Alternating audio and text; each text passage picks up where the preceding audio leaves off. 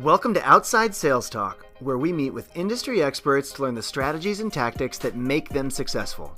I'm your host, Steve Benson, and I've helped thousands of salespeople all over the world crush their quota.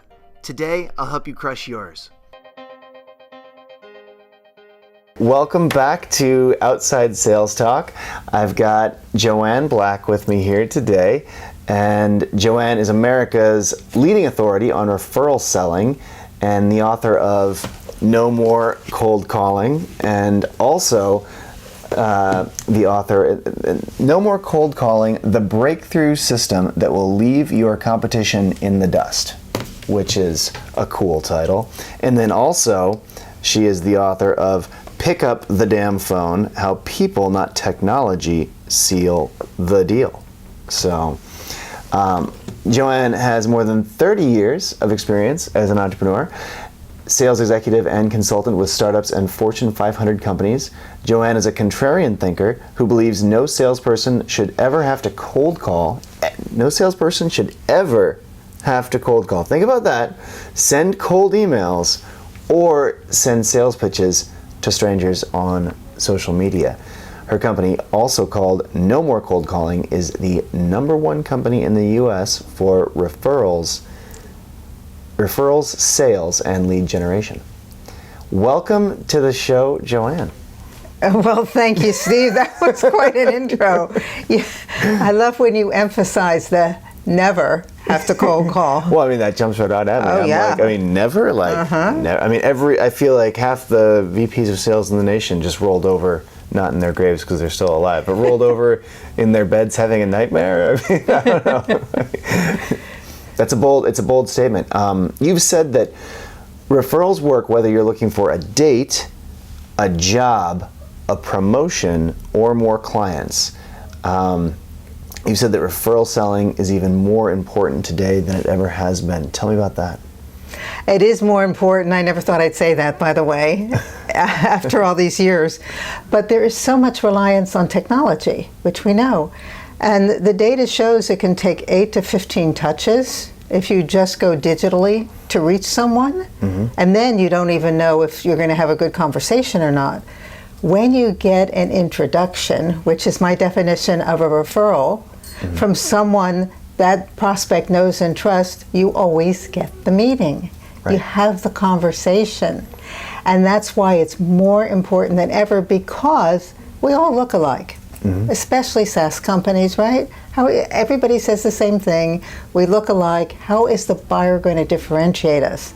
As salespeople, it's our job to get in early, mm-hmm. develop the relationships so that the competition doesn't get in, and then seal the deal. That's how a referral works, and that's why they're even more important today. I mean, it makes a ton of sense, right? I mean, it's a very, very noisy world, and I've certainly seen that in our company. I mean, as a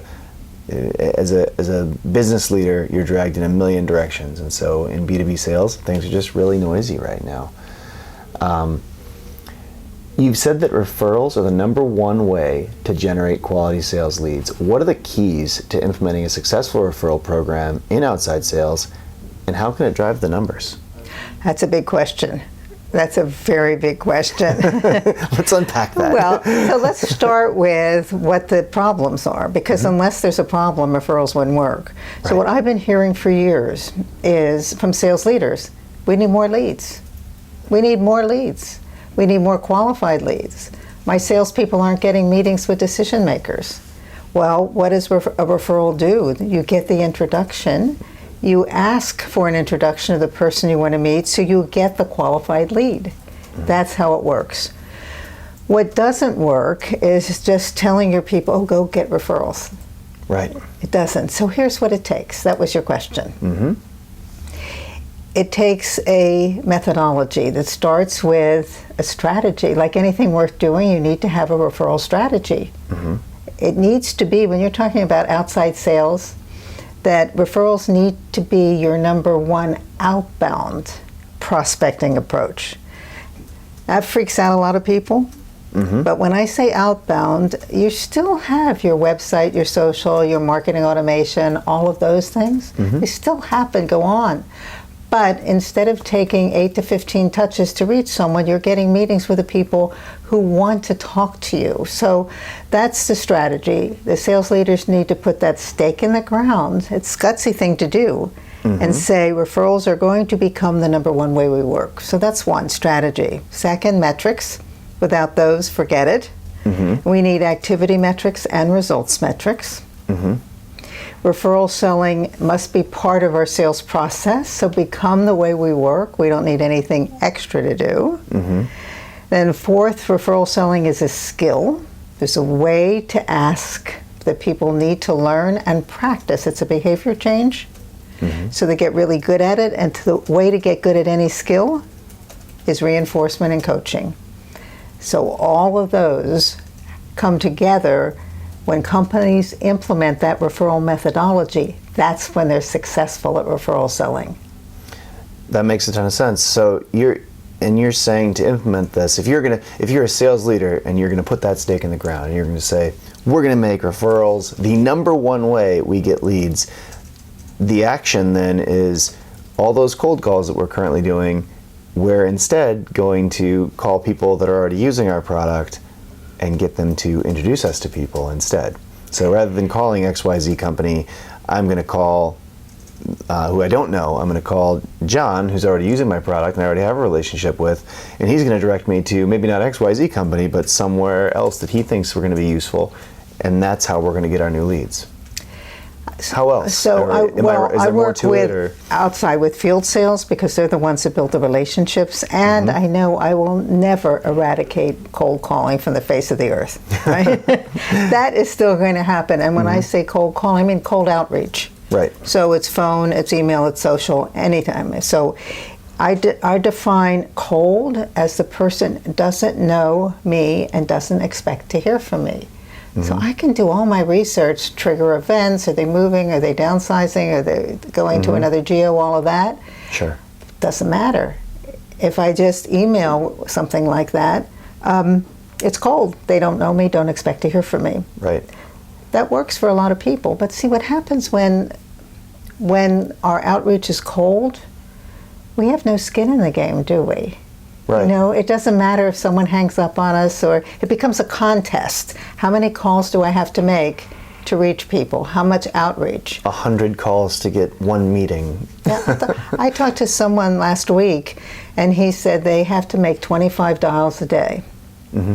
So I said, and he said, it's really hard because I have all this other things going on I have to do. I have to follow up with my accounts. I have to put things in CRM. I said, well, how many people do you reach in those 25? He says, 1 or 2. Now, to me, that's a monumental waste of time. Right. Why would I do that?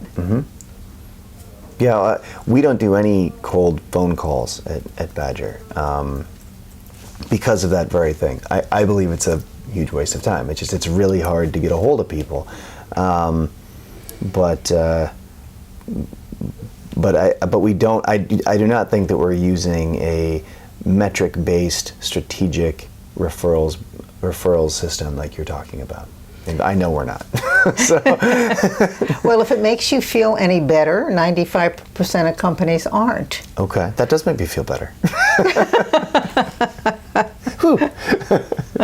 So how and when in the sales cycle would you ask a customer for a referral, and walk me through that conversation? So when should I be doing that? Where in the sales cycle? What do I tell my reps in terms of implementing a program like this? The obvious place is when they've signed the deal, right? But you can ask any place prior to that when you've delivered value. That's an overused term. But here's how I recognize value. So if I'm talking to you, Steve, and you say, Joanne, I never thought of that, or that's a great idea, or thank you, because if I'd gone down this other path, I see that would have had a lot of landmines there. So I have delivered something to you you didn't expect, and it's really helped you out. I could ask you then, depending on the relationship we have. And when you've been introduced, you have those relationships. People talk to you differently. Right. You know? So we can ask then, definitely when we sign. But here's what happens. A lot of times reps will say, well, I can't ask then. I better wait till the implementation team goes in and starts to do some work. And then they say, no, I really better wait till we get results.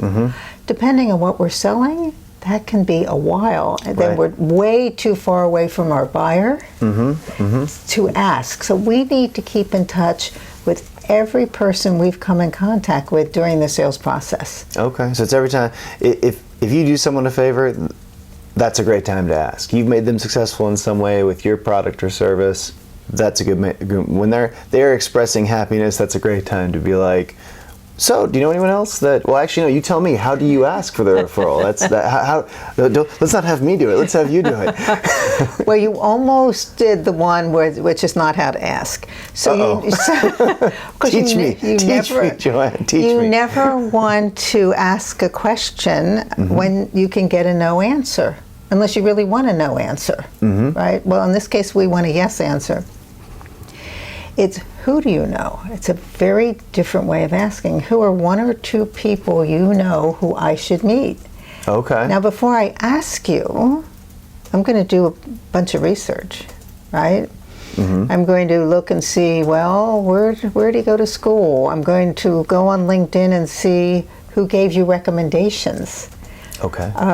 Because those people know you well enough to give you a recommendation, and maybe there's a couple of those people that would be ideal clients for me.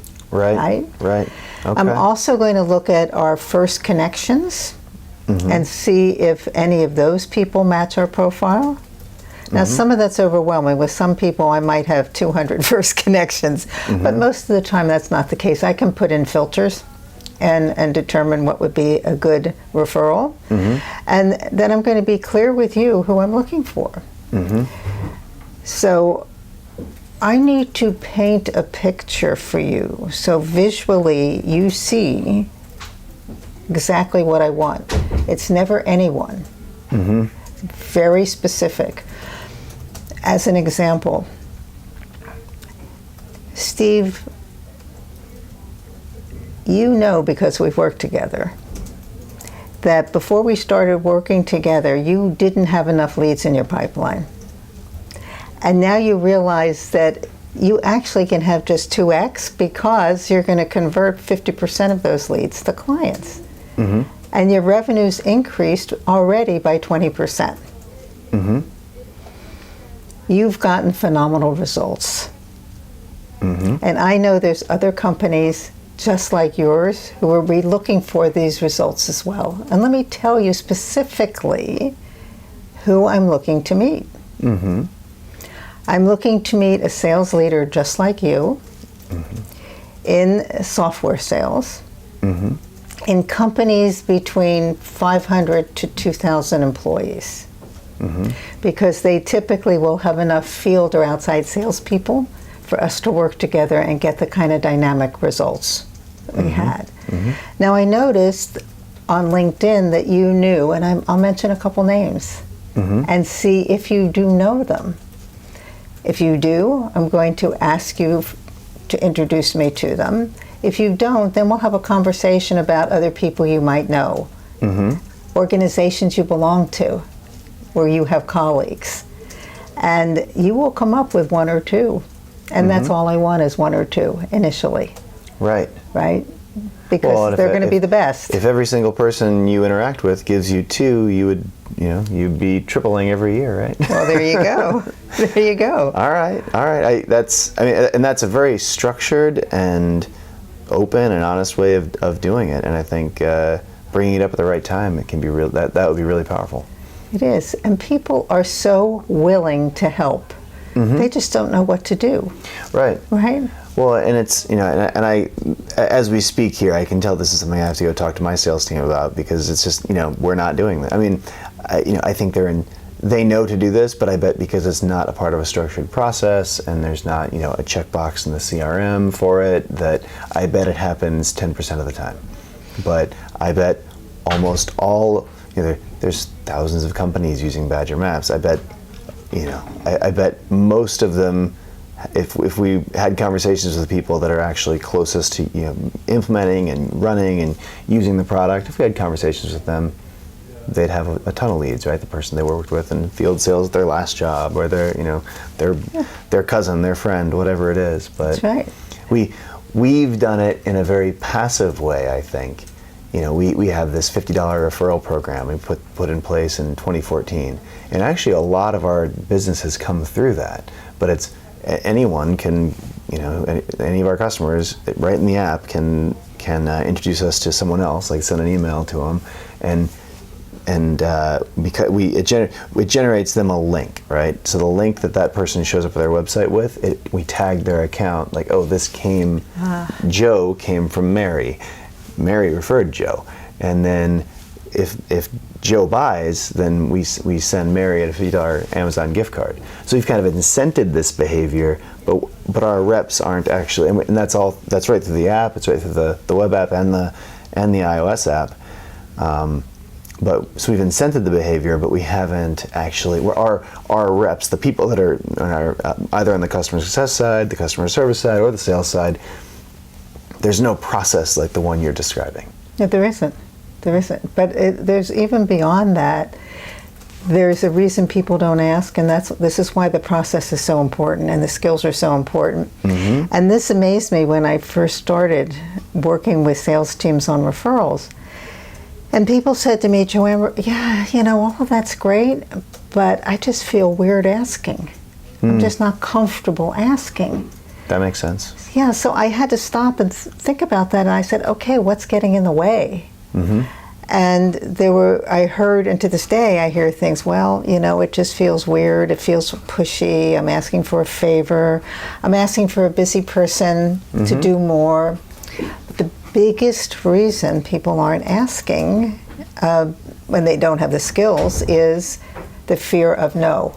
Mm-hmm. So what if I ask you and you say, no, I'm not going to help you out? Yeah. I have no friends that would use this. No, because referrals are so personal. See, we put our reputation on the line when we ask, don't we? Yeah, right? we do. Mm-hmm. So if somebody were to say no, we'd say, well, what did I do to offend this person?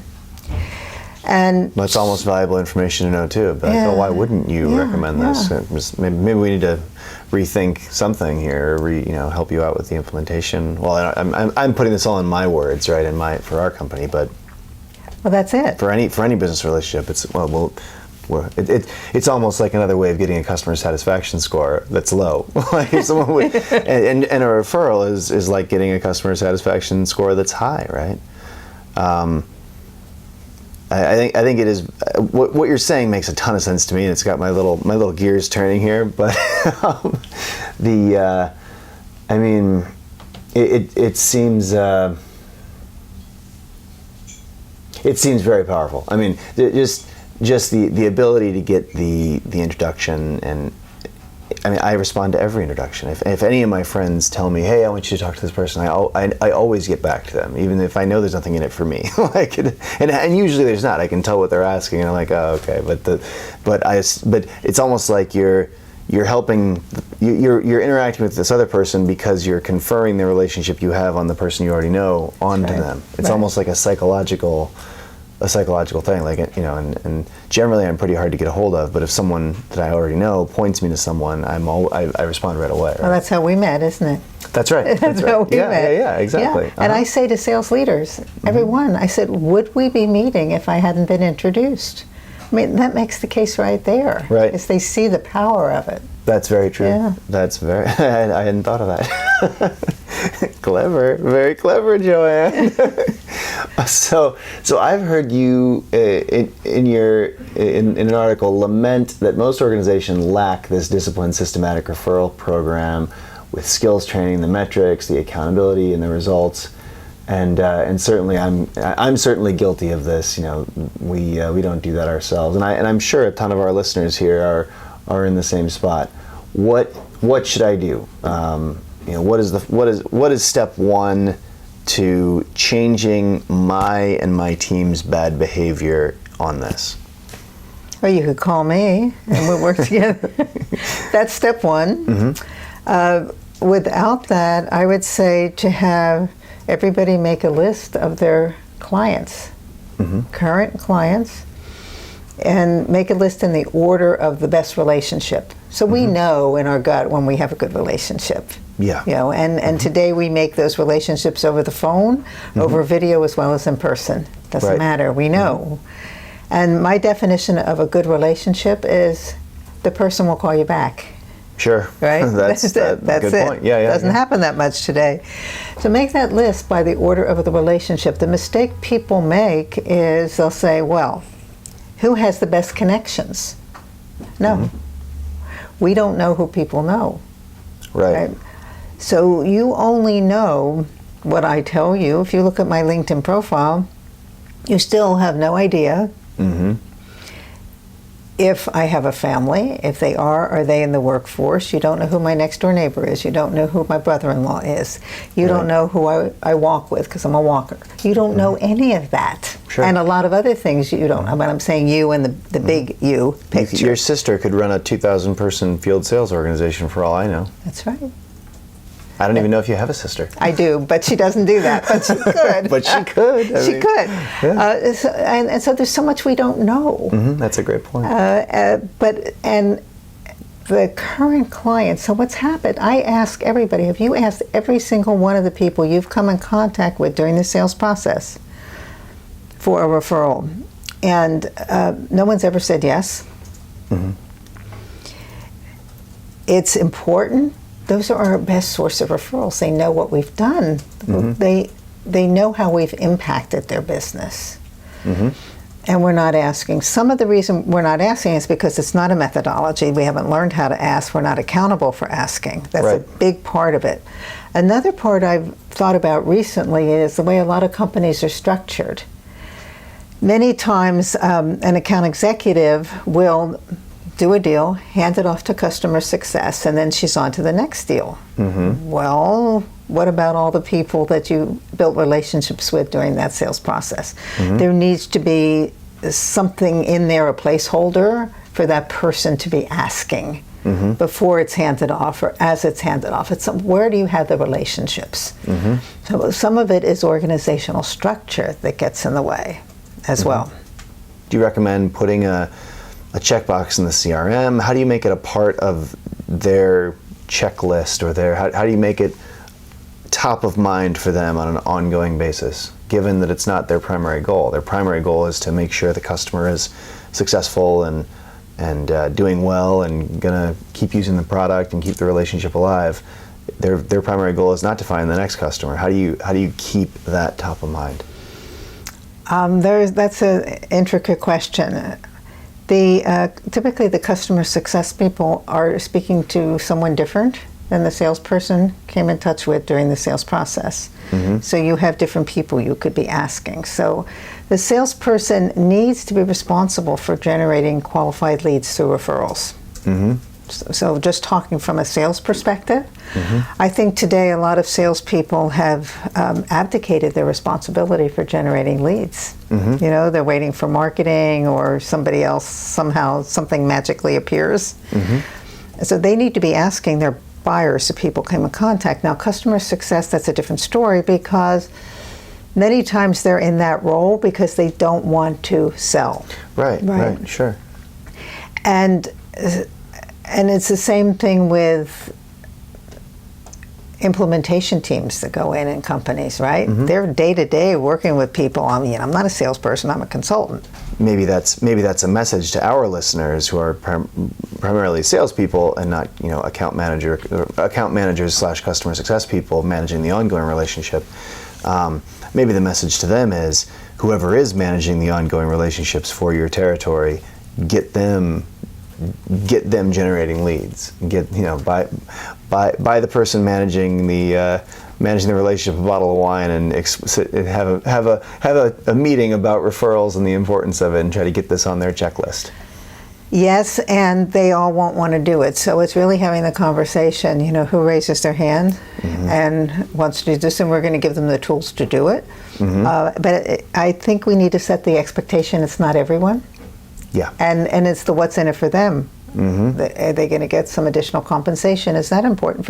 It's not important for everybody. Right. It could be that what would be more important for somebody might be a dinner out, a weekend away, whatever it is, that and a gift card to someplace, that might be more meaningful. Time off on a Friday afternoon. Sure. Right? So it's really asking the person, what would be motivating? What would be important to you? It's not always the money. That makes sense. It typically is for salespeople, but not necessarily, right? Not necessarily for the customer success or the implementation team, the other people that are kind of interacting more with the customer. So what are the steps between asking for the referral and actually getting a meeting with the new prospect? How should the intro and the initial contact be made? That's straightforward. The important thing is, it doesn't always happen, but the best way is that the person who's offered to make the introduction actually speaks to the other person first and explains why. So as an example, if you offered to introduce me to someone you knew, the best thing would be for you to talk to that person and say, I'd like you to talk to Joanne and here's why. And you give a valid business reason. Okay. Right, for the introduction, because this person's not going to waste her time, so why should I talk? And I would give you the information to say that, but what's the business reason? So you get the okay from the other person, and then send an email. We both know about each other now. You send an email, and then what I do, I write back. Very short, because the intro's been made. And it would be something like this. Say you introduce me to Sue. And so my email would be, hi Sue, first, thanks to Steve for this wonderful introduction. Let's schedule time to talk. And then I'll suggest 3 dates and times in that person's time zone. Okay. Right? Some nice ending, done. And then they get back to me. Short and sweet. Short and sweet. So don't make a pitch then, because then they can say yay or nay to the pitch. Just let's talk. Get the meeting. Set the meeting. That's the goal of a referral, is to get the meeting. Yeah. Right? Okay. Now that doesn't always happen. A lot of times somebody will just make an email introduction and the other person doesn't know about it. But I can work that out too. They may reach back out to you and say, why are you introducing me to Joanne? I didn't know you were going to do that. It's respectful. It is one little extra step, but I do recommend that. Now, I also say, if someone offers to introduce me, I'll say, do you have enough information to make the introduction, or do you want me to send you something? Okay, the something is a short blurb. So it could be something like this. So Joanne and I have worked together on referrals, and as a result of our work together, our qualified leads in our pipeline have quadrupled. Using her system. And you've told me that you need more leads, you need more quality leads, that your sales process is dragging on, and Joanne's great at sharing insights. Something like that. It's like 2 sentences, 3 sentences maybe. It's not this. I had somebody send 3 attachments one time. I'm not going to forward attachments. Right, yeah. No, because the introduction is there. It's really short and simple. Let's talk about social networking and other sales technologies. What role can they play here? So LinkedIn is the professional network, and it's a place to begin a relationship, begin a conversation. It's a place to do research. I mean, there's lots of places to do research. So I'm very, very active on social media. Basically Twitter and LinkedIn, a little bit on Facebook. It starts with the invitation. It's about having a connection, not a contact. So it's always send a personal invitation. So for anybody who's listening here, send me an invitation and say you heard the podcast with Badger Maps, right? Then I know that's personal. But what people do today, they just click a button, right? How many contacts can I get? And it's nothing personal about it. That's not how we build relationships. And even when people send me a standard invitation, I always send a personal response. Okay. And that starts, but then they write back and they say to me, oh, this is great. I've been reading your blogs or listening to your podcasts or I read your book. I'm thinking, why didn't they say that in the first place, right? Exactly, yeah. So it's better to err on the side of fewer, but make it personal. So I was at an event yesterday, and I met about a half a dozen people. And before I closed down my laptop last night, I invited every single one of those. And it didn't take long. It was great to talk to you at, fill in the blank. And there was something I commented on and say, let's stay in touch and please join my network, whatever it is. But it's about building a relationship. And many people aren't using it that way. They're using it to pitch. When I get standard invitations now, I don't accept all of them. But some of them I said, I think this person's going to pitch me. There's something I can just tell. But sometimes I test it and I'm correct. Other times, and it's not just a short pitch, Steve. It's like this long thing about a video I should watch or whatever. No, that is misusing social media. We need to comment on other people's posts, share information, find out our prospects what they're sharing. We can do it if we have the premium account. We certainly can do on Sales Navigator. And comment, share their information, start building relationships that way. That's what LinkedIn and social is about. If people are really doing this right, what percentage of a salesperson's quota would be filled through this type of thing? And how much of a company's overall revenue do you think would be done through referrals? If I'm a field salesperson, and I take responsibility for generating my own leads, I'd say 70%. Wow. Because I'm going to then, marketing is going to do their job, right? So there's going to be things coming in that way. Some companies, I have a client now I'm working with, and they do a lot of trade shows. Build relationships there, expand relationships, new relationships, so they get leads that way that are quality ones. It really depends on the type of company. We need to be out there at different groups, showing up at events, networking, going where our clients go. We will start to build relationships that way. So these the other 30% is a mixture of all of those. But if my job is to generate my own qualified leads and I do that through referrals, why shouldn't it be 70%? Now, for some people that may say, oh yeah, that's unrealistic. Well, let's start with something.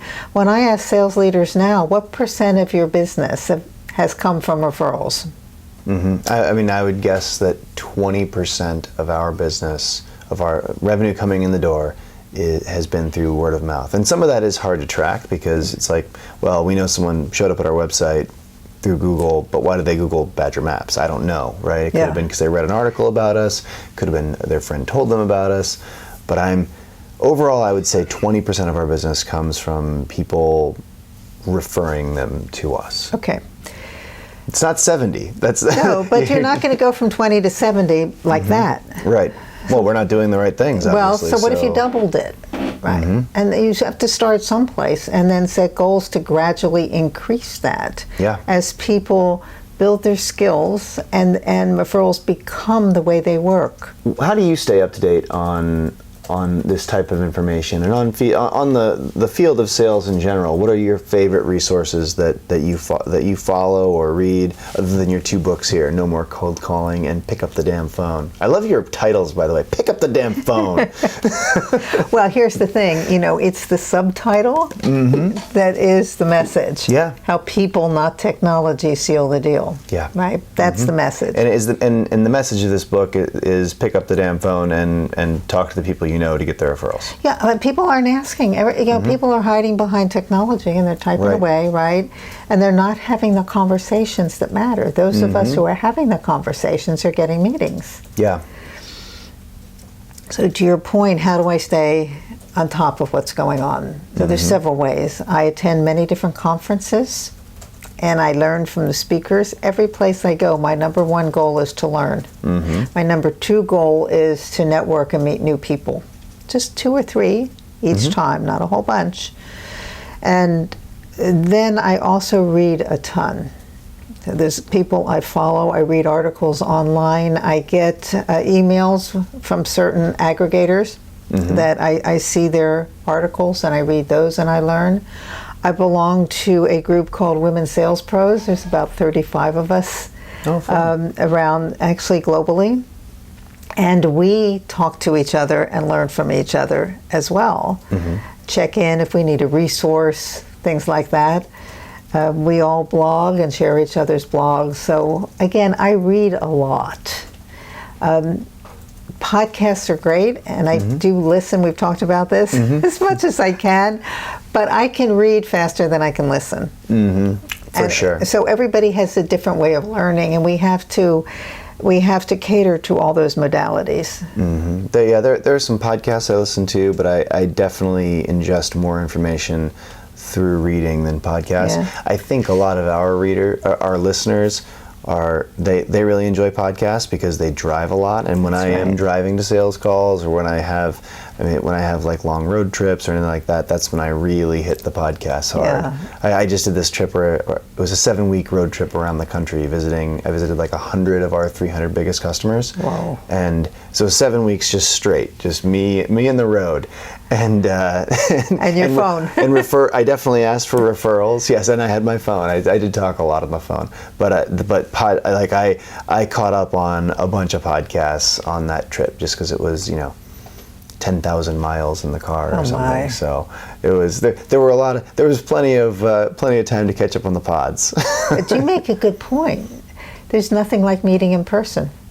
That's why I did it. It was with existing customers. I mean, the whole time I think I only met with 2 prospects, and that was because one of the reps was like, "Hey, could you meet with this person? It could help move them down the field, whatever."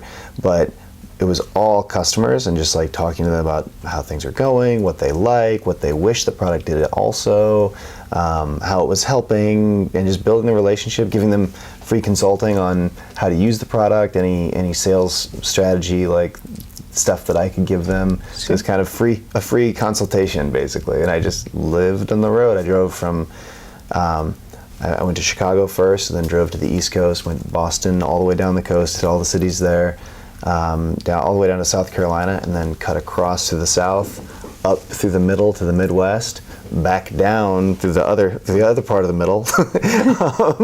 So like up through Kentucky, down through like Kansas, and then down to Texas, and then across to California. And so there was 10,000 miles and 100 customers in 7 weeks, and it was an absolute blast. Learned a ton, but referrals were definitely a big thing while I was on that trip. Is a lot of people did introduce me to other people because I had that personal relationship, and some of these are people that have been using the product for years, right, and very successfully. Yeah. But they hadn't told their buddy about it, So I guess as a final takeaway for all the outside salespeople listening today, what is the action item? What should they do as a first step to get more qualified leads from referrals? Make a list of their current clients. Has to be written by the order where you know people the best. Okay. And that's not just your buyer, that's everyone you've come in contact with. Who do you know? Who do you like? Who do you really like? Who will return your call? Right. If you're meeting in person, take them for coffee, take them out to lunch. It's cementing those relationships. We need to keep them up. Some people say to me, well, I haven't talked to this customer in 2 years. Oh, shame on you, right? Right. We need to be current with our customers. Absolutely. That's certainly actionable for my company. Well, now, Joanne, I'm going to summarize the things that we've talked about today, because people are often in their cars and stuff while we're doing this, and so I try to give like a little 2-minute synopsis, because hearing it the second time tends to really help things stick. So, in summary, referral selling is more important than ever because it's getting harder to differentiate yourself among the competition. First of all, referrals should be your number one way to work and get qualified leads. Referral selling is a skill, and the key to being successful at it as an organization is reinforcement and coaching. The best time to ask for a referral is when you have delivered value in some form, when you help the prospect and you've made them successful. That's when you ask for the referral. A great way to ask for the referral is, who are 1 or 2 people you know that I should meet? Do your research before you ask on LinkedIn to see if you already find any of the person's contacts that you'd really like to get in touch with and that would be a good fit. Also make it very clear who you're looking to meet to make sure the prospect or customer will introduce you to the right person. So describe the type of person you're looking to hear from. The salesperson needs to be the one responsible for generating qualified leads from referrals, or whoever and also don't forget about whoever is managing the relationship with the customer at this point. Leverage the relationships you've built over time and actively make referrals a part of your sales process. As a manager, set incentives for your sales teams to get them to integrate referral selling. When making the introduction, have the person who is referring you talk to the other person first to get their okay. Then, once the intro email has been sent, reply by thanking the person for the intro and suggest some times to talk more. Make it as easy as possible for the person to refer you. For example, offer to send the person some information about you that they can use to make the introduction. You can basically write it for them and write the value propositions in there, but keep it short and keep it sweet. Use LinkedIn to do research and build relationships. When engaging with new connections, always make it personal. You should also use LinkedIn and social media to comment on and share your prospects' content and build up the relationships that way.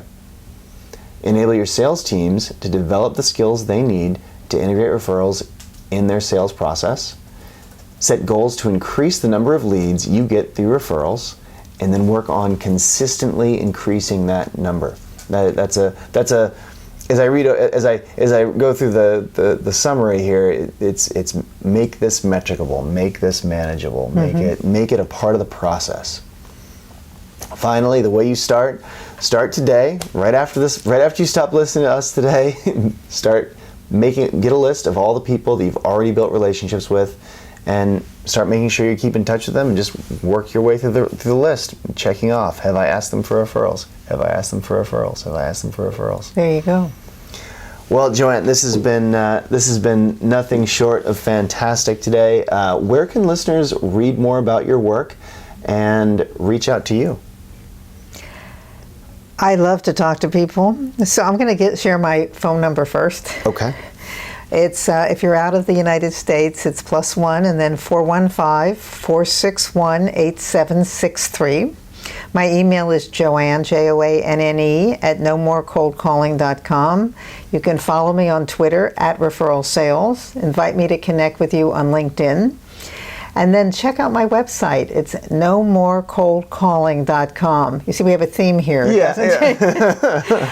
And there, I'm going to invite you to sign up for my Referral Selling Insights, because you will get my referral quiz. And people love the quiz because it's 14 yes-no questions. Well, what they don't love is the forced choice, but there's a reason for that. You're either doing it or you're not doing it, right? There's no in between. And that really is like your snapshot of where you are now with referral selling. And I invite you to do that, and you'll get my Referral Selling Insights and keep learning about referrals, because there's nothing like a referral introduction. So true. Thanks a lot for coming out today, Joanne. It's great that we were able to do this in person. Most of these are over the phone, so since we're both local in San Francisco here, it's fantastic to be able to sit down and